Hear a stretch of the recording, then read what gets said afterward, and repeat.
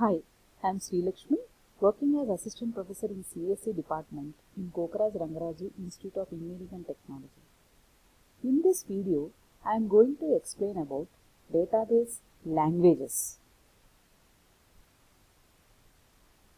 A database management system also has appropriate languages and interfaces to express the database queries and updates. The database languages are used to store, read, update the data in the database, and in this diagram we can see the various types of DBMS languages. Using these languages, we will be able to create the database, do the manipulations on the database, and after the manipulations we can even control the database, and we can even roll back or commit the data in the database. In this way, DBMS has provided different languages for communicating with the data in the database. If we see, the first type of DBMS language is data definition language. So, through this data definition language, we can create, drop, truncate and rename. These are all the operations that we can perform on the database. Through data manipulation language, we can perform select, insert, delete and update operations. Through data control language, we can perform revoke and grant operations. Through data control language, through transaction control language, we can perform rollback and commit operations. In this way, on the database, we can perform different operations using different operations. The first one is data definition language. Data definition language, it is used to define the database structure or the pattern, which is something like in the database we need to create tables. In the table we will be having fields. Everything we can be doing using only data definition language. Using data definition language, we will be able to create database schemas, tables, indexes and primary key, foreign key. Such type of constraints also can be imposed on the database. Using the data definition language only, we can create the entire skeleton of the database. Even we can store the metadata like the number of tables, schemas, what are all their names, indexes, columns in the tables, constraints, as I said, the primary key, foreign key, such type of constraints also we can impose on the database using data definition language only. So these are the various operations that comes under DDL. Create operation is used to create various types of objects like table, view, index, such type of objects we can create in the database. We can even alter the data in the database by using alter command. Next one is drop. Drop command is used to delete the different types of objects in the database. For example, if you want to drop a table in the database, we will say drop table, table name. Suppose if you want to truncate, which is something like remove all the records in the table but keep the structure of the record, then we use truncate. Whereas drop will drop the structure also in the database. That is the difference between drop and truncate. Rename. Rename means we can give alias to the table, index, etc.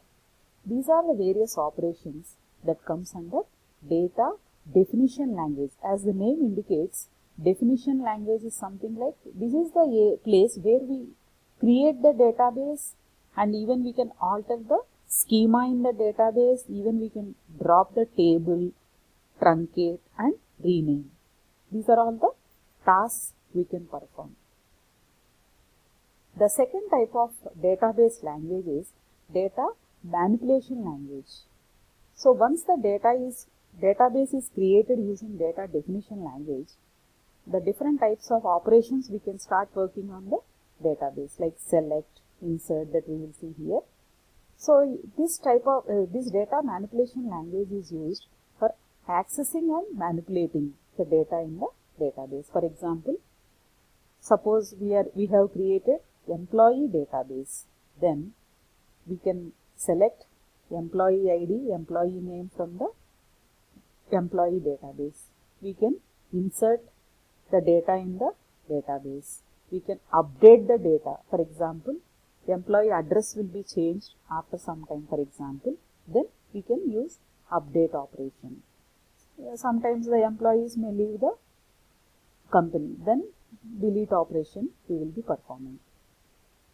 In this way, we can perform merge operation also and call some other Java programs also into the database programs. Like using SQL, we will create the programs in our DBMS. Then we have other operations like explain, plan and lock table also. Most of the times we will be using select, insert, update and delete. These are the basic operations we use in the DML language, data manipulation language. The next type of language is data control language. Once the data definition is done and even we can perform the data manipulations also, we need some control also on the database. That is why data control language has come into picture. It is used to retrieve the stored or saved data. Already database is ready. We can impose certain permissions using the DCL, and also you can revoke the permissions also. The DCL execution is transactional. It has also rollback parameters. Even you can grant the permissions and also you can revoke the operations. Like read, write and execute permissions we can impose on the database through data control language. The last type of database languages is transaction control language. Through this we can perform commit and rollback. Once the data operation is done, and the commit is performed, it is permanently saved. Even you can perform the rollback operation also. Now I will be explaining about the database users and administrators. The different types of database users and administrators are naive users, who are simply using the application interface, the application programmers who are actually writing the application programs, and the sophisticated users who develop the tools, and database administrators who will be providing various administration tools like giving permissions to the users. So there are 4 types of users in the database management system. So naive users means simply they will start using the application and they are unaware of the internal details. For example, we will be using automated teller machine ATMs. We will suppose if I want to withdraw the money, I will use the keys like withdrawal option and enter I will press, and pin number I will press. In such case, I am the naive user. I am unaware of the database management system which is hiding inside. The data abstraction, that is the concept we implement here. Application programmers are the people who are actually interacting with the system through DML. These are the people who are writing the application programs internally, like select statement, insert statement, etc. Sophisticated users, they are using the SQL queries through the query processor without writing the application programs. And specialized users who are developing knowledge-based systems and expert systems. These are the advanced users. Like this, there are different types of users, database users. And administrator. As we are aware of administrator, what is the role of administrator? He is the one who is taking care of the database, access and permissions, granting permissions to the users.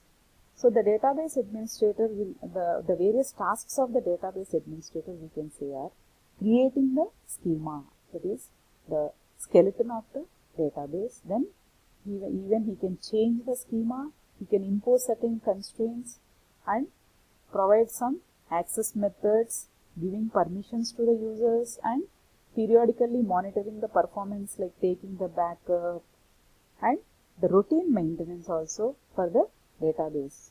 The administrator is the person who is taking care of all these operations. With this, I am ending my video. Thank you.